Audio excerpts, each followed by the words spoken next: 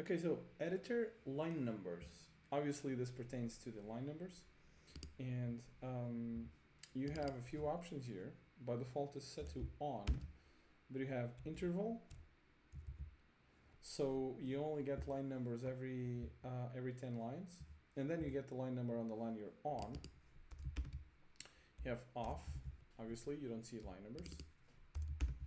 You have relative, which you see the line number that you're on, and then the number of lines away from this line, I guess. And then you have just on.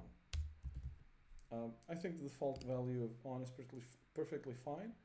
However, you might find it useful to use the relative. I guess from I could see some applications for this, but anyway, that's not for this video. I would just leave this one with its default value of on.